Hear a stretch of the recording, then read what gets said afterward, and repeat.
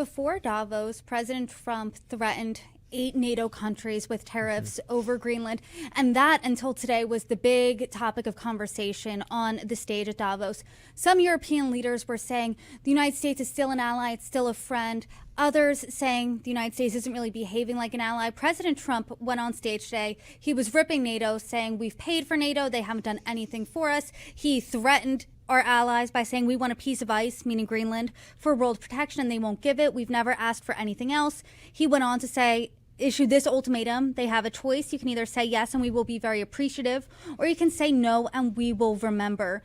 But at Davos, California Governor Gavin Newsom, he said that America's allies and business leaders need to understand this. There's no diplomacy with Donald Trump. Get off your knees and grow a spine. And he also added that world leaders rolling over to Trump is embarrassing. What do you make of Newsom there? Well, Newsom's running for president in 2028. I don't think there's any secret about that. I mean, he hasn't officially announced, but he's running. He has benefited greatly over the last year in terms of the opinion Democrats hold of him by being the loudest, most high profile, most public critic of Donald Trump. So Newsom is doing what he's always done that succeeded.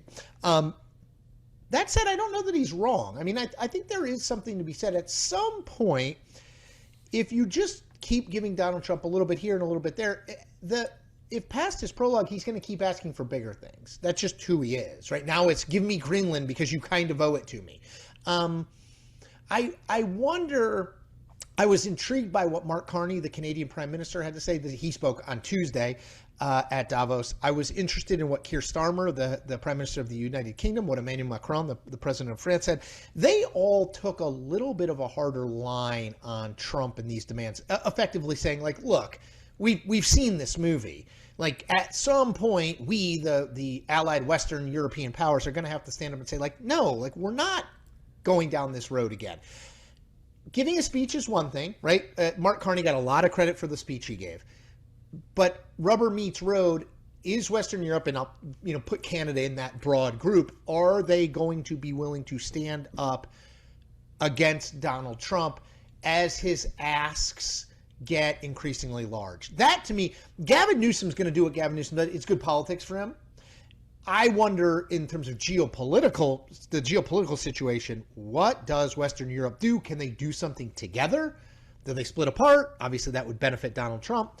I don't know. I do know, though, that, Brittany, I don't think Donald Trump believes terribly strongly in the post-World War II kind of alliance and global order, United Nations, NATO, etc. I don't think he would mind that being blown up, figuratively, not literally. And so I think you kind of have to reckon with that if you're a leader of one of these Western European nations.